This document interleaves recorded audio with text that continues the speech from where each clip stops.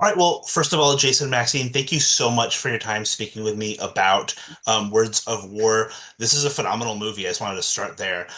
Maxine, you've actually already played something else in the last few months that I loved, Say Nothing, which is also Oh, very much about the pursuit of truth. Kind of tell me what it is about these roles that one draws you to them, and two, how do you make sure that you bring out the character instead of letting them get overtaken by the story?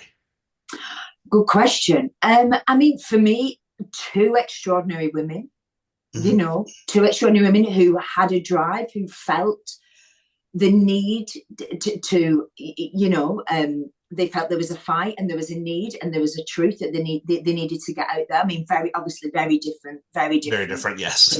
very, but I'm flawed. Don't get me, Dola's very flawed, but for me, I'm fascinated by those people that just have that conviction that will Mhm. sacrifice all, you know what I mean? And it was. I mean, if you look at many ways, dollars was in as, as a dangerous situation as, and in later on in life, she definitely, with her sort of criticism of Jerry, could have, within the community, put her life. It was a precarious situation to be in.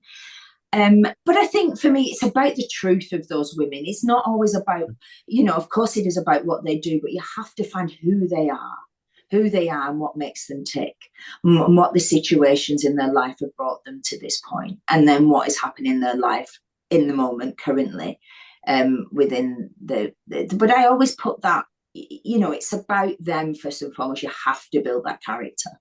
I have to find the truth, whether it's not an exact replica. I'm not an impressionist, but it's about the essence of that person. That, how do I find that? Where do I grab that from? And then, then we go off and tell the story. Then we get into the script. Yeah. Well, and then Jason, you have also played a lot of very big characters over the course of your career. One that really stood out to me is your character from Death of Stalin, which I think is a very interesting comparison to Sasha here, where Right. in Okay. Death of Stalin, it's a very big, eccentric character versus here you are more subdued and you're more in a supporting role. Kind of tell us about Well, it's a how grotesque. you. One's a grotesque satire, and one's a very powerful, naturalistic drama. So I'm glad you noticed the difference. Yeah. But Yes, you are very much brilliant so. in both. But I was going to ask, when you go to portray a real person, what are some of the things that you do to shape those characters, to make them real and honest? Well, first of all, I mean, in the end, whatever preparation you do, whether you meet the people, whether you meet people who knew them, whether they're dead or alive, when someone says action, all that evaporates. And if you're with a magnificent actress like Maxine, you look into her eyes and you go, I'm married to you. You're going off to war. I don't want you to. Or you become famous and I'm jealous. And you play those moments. And you don't play any of the research you've done. It may or may not have permeated what you're doing. Maybe there's an accent. Maybe there's some fact you find out that you can bring into the dialogue. But what you play is the moment and the human being that's right there.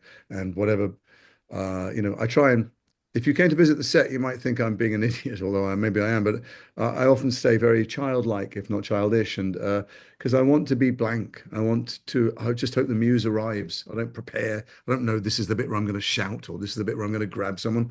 I just want it to feel like it's being vented in the moment. So, what are the things you do? You do any and everything you can. I've played a bunch of real people who are dead, some who are alive. Often I think you get a better picture of someone, not from them themselves, but from other people's pictures. You paint a mosaic from other people's, because everybody code switches. Um, and then I try not to think about it too much. It's like trying to hold a soap bubble. I try and just be in the moment and not plan. So that's what. In this instance, it was about what I knew happened to them professionally. I didn't spend time with Sasha. What that wasn't appropriate for this particular story, and it was about Maxine and I, and trying to make that marriage feel real and recognizably human, with all of the quirks and jagged, irrational pieces of human behavior that happen behind closed doors. And what do you guys think is the most important thing people are taking away from Honest Story in today's political environment? Oh, yeah, this gets my goat always. I don't think there is anything that people should take away. If there was, we'd print a pamphlet or a bumper sticker or something on the fridge. Fair It's a enough. piece of art. And so we tell this extraordinary story. We hold the mirror up to nature, and then you take away from it whatever you want. If there was a message, it wouldn't be a great film. But Max, you might feel differently. I don't know.